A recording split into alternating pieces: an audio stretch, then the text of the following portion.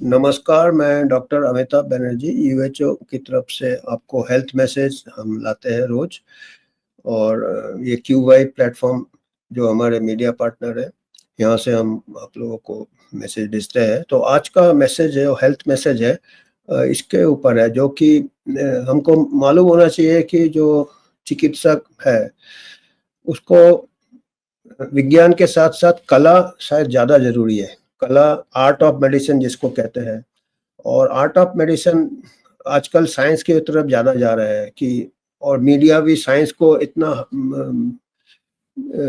Hype करता है या बड़ा-चढ़ा के बोलता है कि कई लोग को डर ज़्यादा रहता है। जितना कि शायद बीमारी उस इतना खतरनाक नहीं हो पर डर ज़्यादा खतरनाक हो जाता है। इसके अलावा ये हमेशा रहा, पहले बीमारियों का इलाज नहीं था। तो कुछ-कुछ बीमारियों में एक प्रकार का कलंकित हो जाते थे लोग, अपने को सोचते थे या समाज के इसमें नज़र में शर्मिंदा हो जाते थे, जिसको अंग्रेजी में स्टिग्मा कहते हैं, एक स्टिग्मेटाइज़ हो जाते थे। तो उससे ज़्यादा बीमारी बढ़ जाता था और अगर कोई संक्रामक बीमारी हो तो वो जिस आदमी इन्फेक्टेड है तो वो छुपाएगा क्योंकि अगर वो बोलेगा मैं बीमार हूँ तो उसको समाज से निकाल दिया जाएगा। तो उससे उसको भी नुकसान होता था, बीमारी छुपा है तो उसका बीमारी का अभी तो आजकल इलाज है, तो पर अगर वो अभी भी कई ऐसे बीमारी है जिसके साथ कलंक लगा हुआ है, तो लोग बताने से डरते हैं और वो फिर दूसरे को फैलाते हैं, तो समाज को भी फ़ायदा नहीं है और खुद उनको मरीज़ को भी फ़ायदा नहीं है। तो ये बहुत ज़रूरी है और अभी हम 21वीं सदी में भी जो कि होना नहीं चाहिए। अभी जो महामारी बीत गया उस महामारी में अभी तो हमको मालूम है कि जो यंग जो थे 28, 27, 30, 40 यहाँ तो 59 इयर्स तक ये जो कि बीमारी जो महामारी में कोविड हुआ था, उनको कोई असर नहीं है। खाली जो बुजुर्ग थे, बेड रिडन थे, उनको ज़्यादा कोविड से देहांत हुआ। पर शुरू-शुरू में या 1 साल, 2 साल तक इतना डराया गया मीडिया से कि अगर आपका टेस्ट पॉज़िटिव हो तो घर वाले आपको क्या मोहल्ले वाले भी आपको बाहर आपको मालूम होगा जब माइग्रेंट लौटे थे गाँव में शहर से, उनको पैर में सोते थे, उनके खुद के घर वाले उनको अंदर नहीं आने दिया। अभी पता है कि इसमें कुछ नहीं था ये। मतलब इतना डरने की ज़रूरत नहीं थी, इन्फेक्शन था, बीमारी था, जिसको था वो सीरियस है, उसका इलाज करो, जो नॉर्मल खाली यहाँ तक हुए कि कुछ ऐसे लोग हैं जो कूद गए, अपना जान दे दिया। जबकि टेस्ट कराया है, टेस्ट रिज़ल्ट नहीं आया है, ये देखिए, ये न्यूज़ इंडियन एक्सप्रेस का है, पूना आवर्स आफ्टर कोविड-19 टेस्ट, ये 27 साल का युवक इतना कलंकित फ़ील करने लगा, डरने लगा, टेस्ट रिज़ल्ट के पहले ही तीसरे मंजिल से कूद गया और अपना जान दे दिया। कितना बड़ा ट्रेजेडी 27 साल अगर वो पॉज़िटिव भी होता आरटीपीसीआर को कुछ नहीं होना था उसको। मतलब ये कितना आउट ऑफ हैंड चला जाता है अगर आप कलंकित तो पहले तो मोहल्ले वाले करते थे, घर वाले, अभी तो मीडिया ऐसे करता है कि सब उँगली ऐसे उसको एक साइकोलॉजिकल प्रॉब्लम जो होता है, वायरस से कुछ प्रॉब्लम नहीं हो रहा है। ऐसे कई बीमारियाँ हैं और हमने कुछ साल पहले हमारे एक स्टूडेंट थे जो कि अपना थीसिस कर रहे थे, अपना एमडी के लिए जो करना पड़ता है, डॉक्टर अभिषेक महाजन। तो उन्होंने हमने स्टडी किया था, हमने उनको गाइड किया था, स्टिग्मा के ऊपर एक स्टडी किया था कि ये स्टडी हमने किया था, इसको हमने पब्लिश किया है।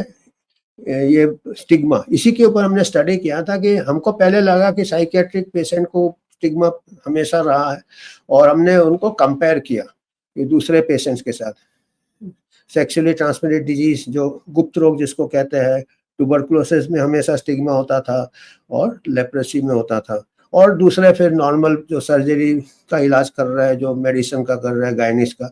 तो ये हमने करीब 400 के ऊपर मरीज को हमने स्केल बना के उनका पूछा था, उनसे मेज़र किया था उनके घर कि उनको ऐसा स्केल हमने किया था, कुछ पॉइंट्स दिए थे स्टिग्मा के। वो ऐसे है, ऐसे लोगों ने स्टडीज़ किया है, लोगों ने ऐसे स्केल बनाए हैं, जिससे कि आप नाप सकते हो कि किसको कितना स्टिग्मा है।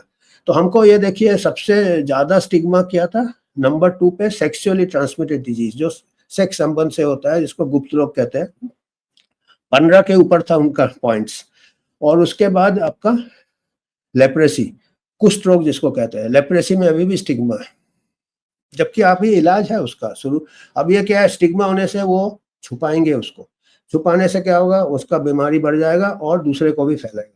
तो हमको स्टिग्मा अलग करना चाहिए। टीबी में भी अभी भी स्टिग्मा है, ट्यूबरकु और सेक्सुअली, फिर सेक्सुअली ट्रांसमिटेड स्टिग्मा है तो फिर वो इधर-उधर इलाज कराने जाएँगे, अपने छुपाएँगे, फिर गलत इलाज होगा, तो इससे इतने नुकसान हो सकते हैं। बाकी बीमारियों में कम है, 2-3 जो कि नॉर्मल बीमारियाँ हैं हमारी, और साइकियाट्रिक इलनेस में भी स्टिग्मा बहुत है।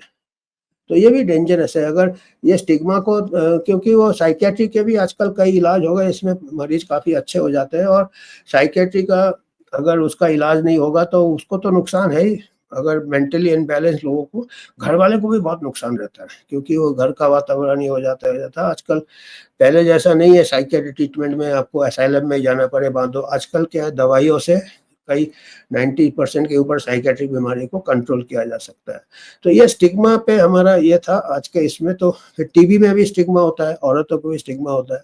तो ये इसके लिए खाली डॉक्टर ही ये नहीं, डॉक्टर को तो करना चाहिए, डॉक्टर को ठीक से समझना चाहिए पेशेंट को कि भई ये स्टिग्मा है, उसके घरवालों से बात करना चाहिए, उसको जितने भी डाउट्स हैं वो क्लियर करना चाहिए। जैसे टीबी में है कि लोग सोचते हैं फैल जाएगा, तो अभी बताना चाहिए 2 दिन का ट्रीटमेंट में ही वो टीबी का बैक्टीरिया या लेप्रेसी का वो फैलाता नहीं है। एक बार इलाज चालू हो जाए तो वो उसके जर्म्स जो है वो मर जाते हैं, वो फैलता नहीं है, पर पूरा इलाज करना है। तो इसके लिए आपको mental health issues, educate yourself and others, आपको जो मरीज है उसको भी एडुकेट करना चाहिए कि क्या-क्या वो कर सकता है, और घर वाले को भी। तो इसमें क्या है कि ये इसी ऐसे प्लेटफ़ॉर्म से हम बताना चाहेंगे कि जो कोई भी मरीज है, उसको कोई भी बीमारी हो, एक तो डॉक्टर को भी उसको खाली वो बात से नहीं होता, बोलने से या बिहेवियर से, उसके फेशियल एक्सप्रेशन से, उसके बर्ताव कैसे कर रहे हैं, सोशल कॉन्टैक्ट आइसोलेट कर रहे हैं,